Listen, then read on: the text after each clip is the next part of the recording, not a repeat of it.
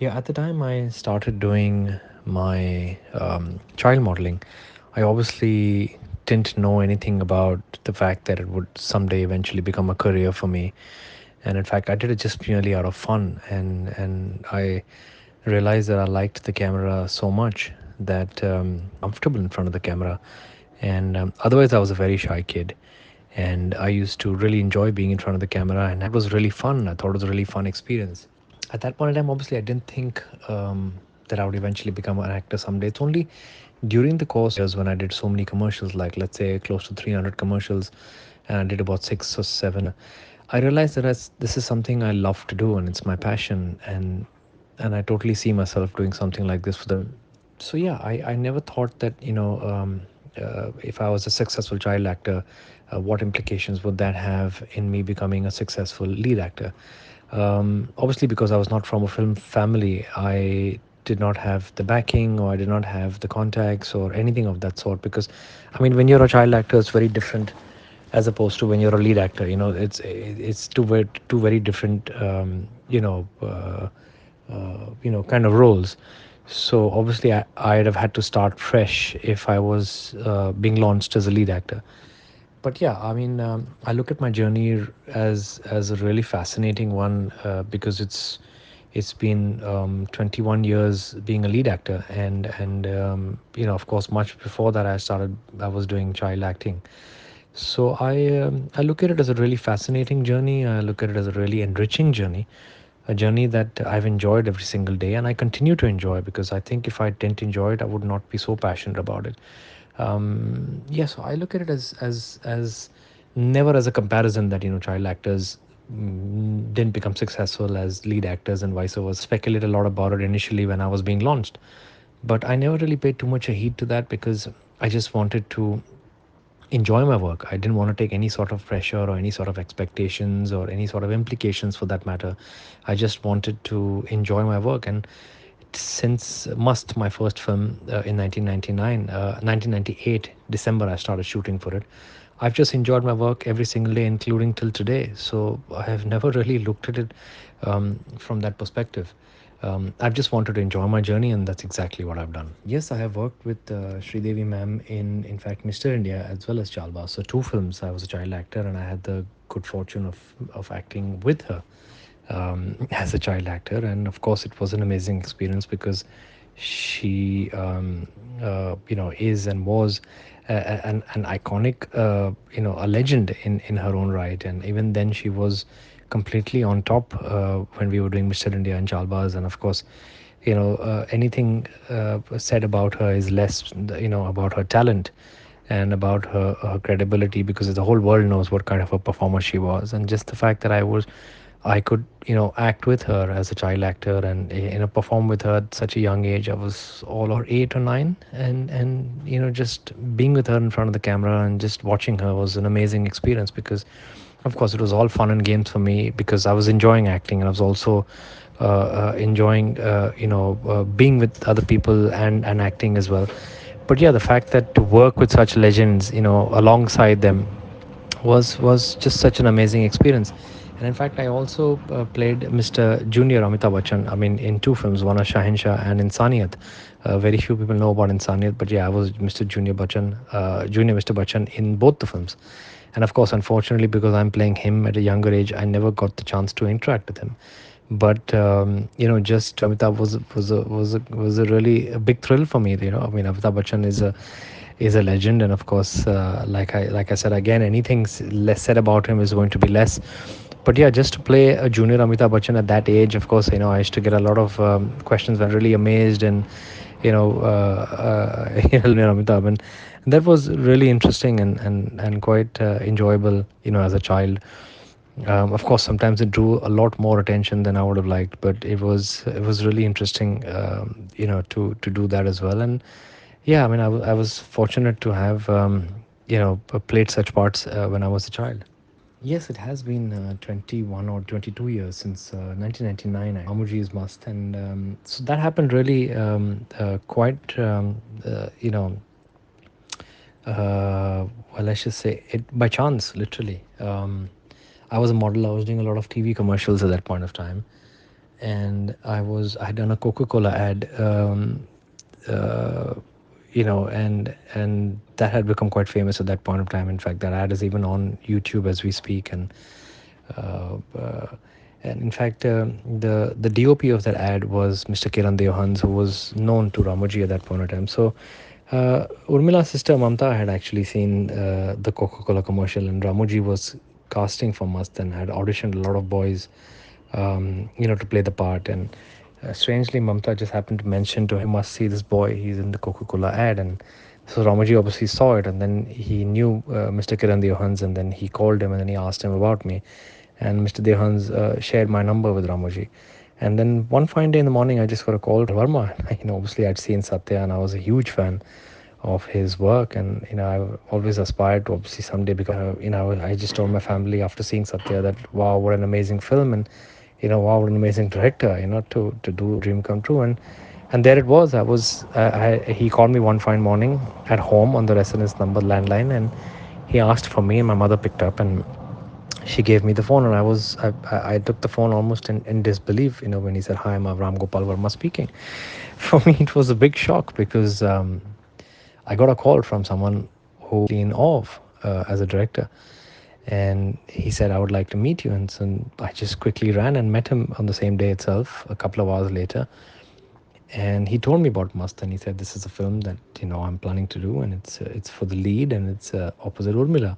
And I almost couldn't believe my ears because it of time, and the role also was tailor made because it was a boy in his teens, late teens, in love with a film actor played by Urmila, and I was perfect because I was of that age. I just finished my graduation. I was, I think, 19 or 20, and this was a part that was absolutely tailor made, and with an amazing director, an amazing co-star, and it had the likes of Farah Khan and Alan Amin and uh, these kind of technicians attached to the project. And Bharat Bhai Shah was producing it, and Venus had the music, and it was just the perfect dream that one could have imagined. And it happened completely by chance. And then I met him, and then we spoke. And in fact, he didn't do an audition. He just said this. He just asked me to enact something impromptu on the spot, and which I made up something random, and I did enact it, and he liked it. And then a week later, he came to the house and he met my parents, and he also narrated the script of Must. And we were almost like, wow, this is an amazing story. And I was just completely shocked that he would think of me. I mean, I had no connections, no background, just completely by chance. And then we had dinner, and then he narrated the script after dinner, and I went down to drop him by the car, and then he just shook my hand and he said, "Congratulations, my casting is complete. Welcome aboard." And I'll never forget that moment because no, sorry, June of 1998, and I saw him leave. The car drove off, and I just stood there for a few minutes, and it started to rain. It was a completely out of a film set, quite dramatic and quite filmy, as they would call it. And I just stood there watching the car leaving and going away in the distance and then disappearing. And that's when it started raining, and it was just an amazing. The significance of that rain was a change in my destiny. And that's how my destiny changed in June 1998. And December 1998 is when we started shooting. At the 20th of December, I clearly remember 1998 is when we started shooting. And from that day onwards, my life was never the same. And of course, the rest is history. Yes, people have always tried to label me as a chocolate boy hero, and then a comic hero or a lover boy. I think because of my looks, a lot of people did label me and put me in a certain type of category. But yeah, my whole thing as an actor was that I always wanted to constantly try and break the mold of predictability and try and do something different, try and explore different facets of my personality as an actor, and try and bring out stuff that perhaps even I didn't know was there in myself.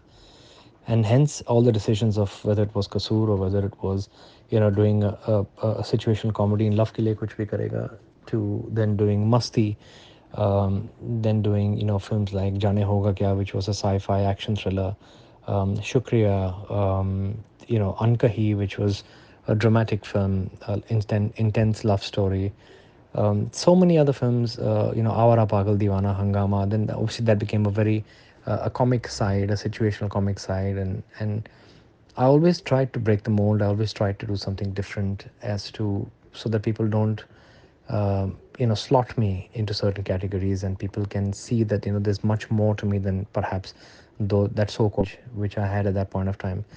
And I think that was the creative actor in me that wanted to do things differently and wanted to break the mold, as I said, to do things differently. So that has always been the agenda, and sometimes it worked, sometimes it didn't work, and I own up to all of those outcomes. I've never had a problem whether it has done well or not, because I have taken the credit or discredit. And many a times I was asked that, do you think you should have just played it safe and done stuff that was working or in your favor or went with your looks or blah blah blah.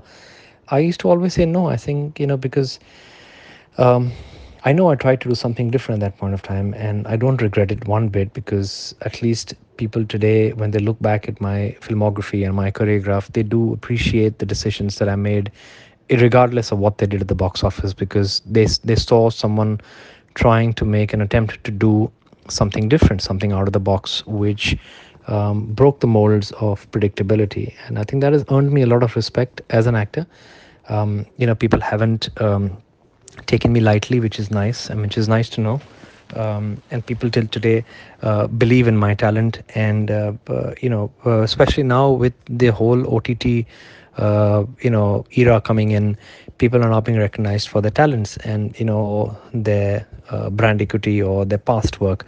I think now every actor is going into the mold of being an actor rather than working on past images, which is very encouraging for all actors of all categories and of all age groups, to do stuff that is breaking out of the mold. So yeah, I've always tried to do something different, and in fact now I think it's the best time to do so.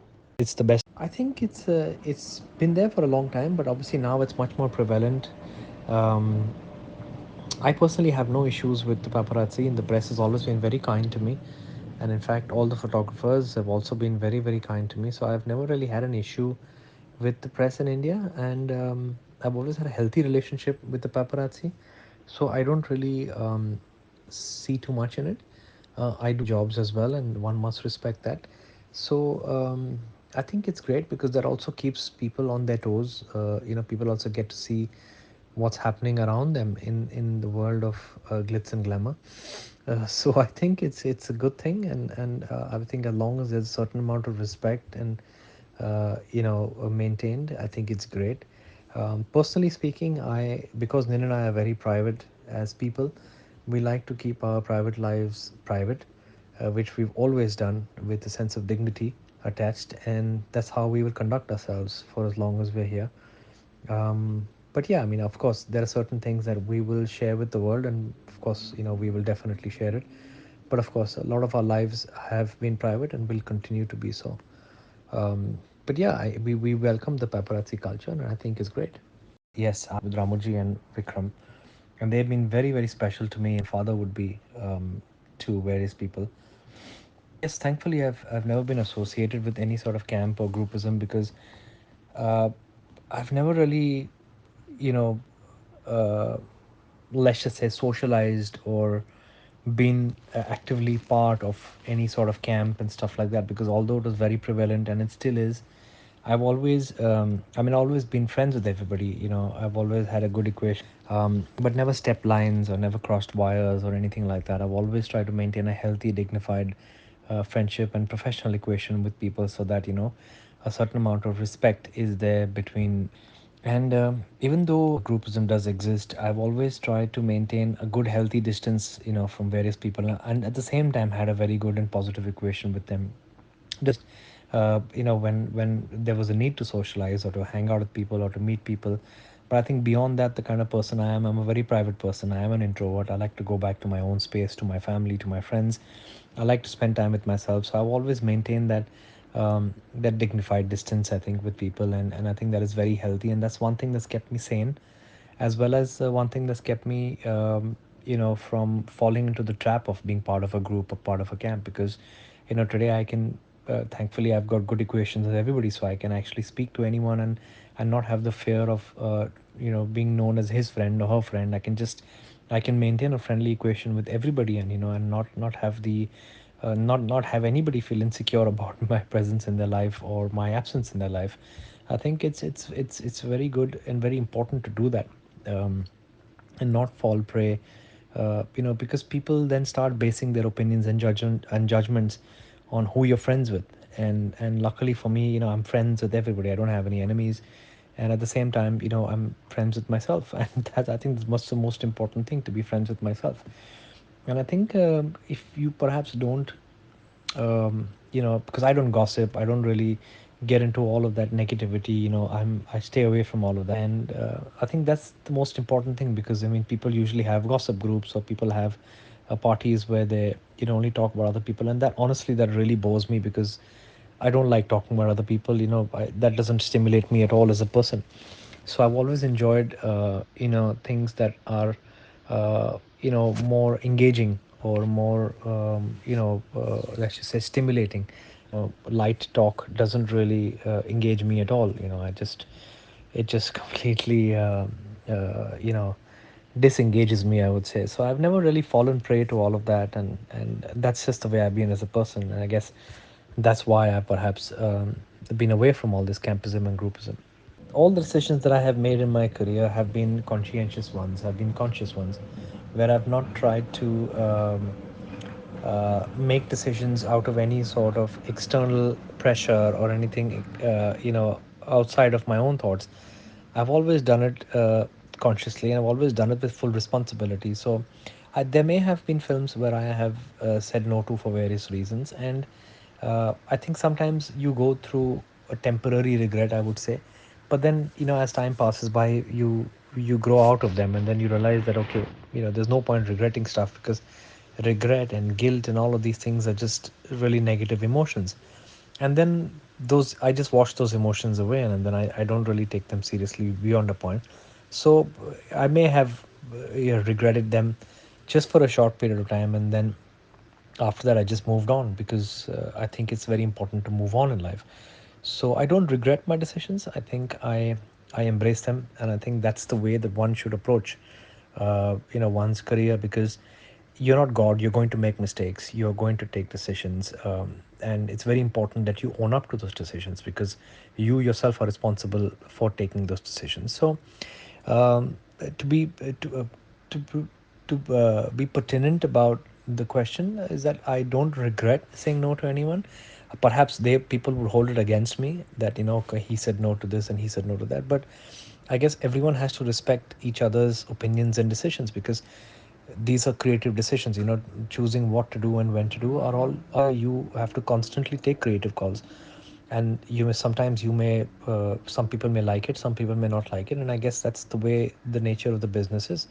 But one has to just deal with it. One has to just stick by the decisions, and try and be as honest and truthful to yourself, because I guess that's the only way one learns and grows. So no, I haven't regretted saying no to anyone.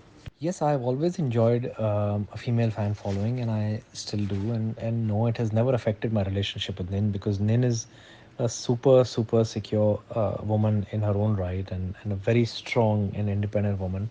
And in fact, she's very, very secure in her own skin, and there's no reason for her to feel insecure. And I think she completely understands my work, and the way my career is. And I think also the amount of love that we give each other, I don't think there is any room for any sort of insecurity or any sort of complacency, for that matter.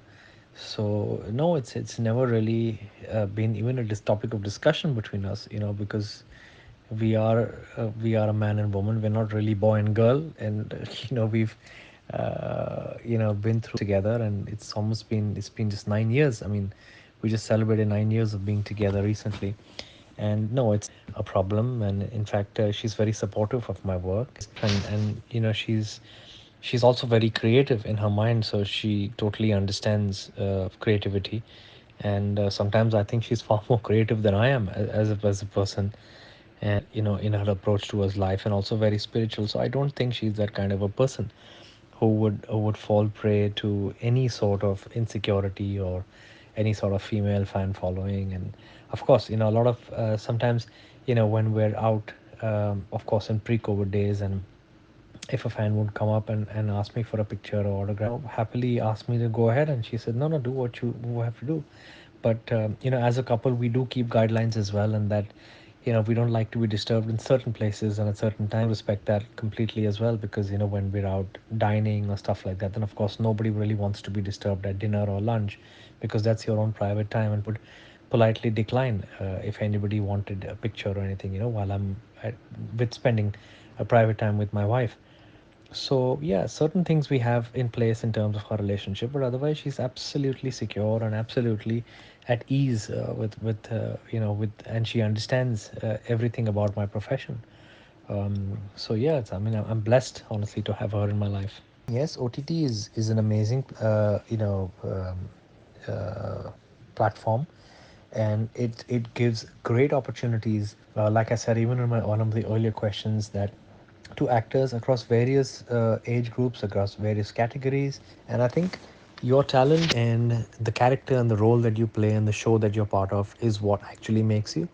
And I do think that it's a level playing ground for all actors, and the whole star system, I guess, perhaps doesn't apply as much as it would in films, which is a great thing about OTT, because it's watched by a larger amount of people, and then people have the right and the liberty to watch whatever they want at the click of the fingers.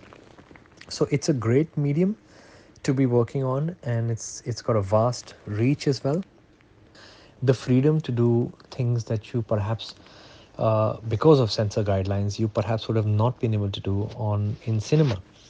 And I think it's a great time for actors or technicians or writers, directors, most categories to to venture out into onto the OTT medium, because there are tremendous opportunities, and opportunities that would recognize talent, which is so important, and fantastic actors who perhaps would have not got a level playing field through films. So I think it's a great medium, and I would love to do a mix of films and well, I can't say I'm completely active on social media, but yeah, I do make my presence felt when I need to make my presence felt.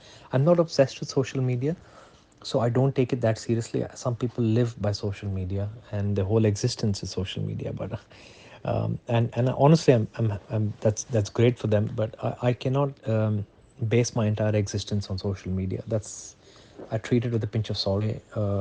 Completely treat it as face value. I do think it's a fantastic way to communicate if you have things to say with the world. And it's a great way to express yourself, and literally you can reach out to millions and millions of people, and that's amazing, and it's just at your fingertips. So that's the beauty about social media. But I'm not a very social kind of a person, so I don't the existence of my life on social media.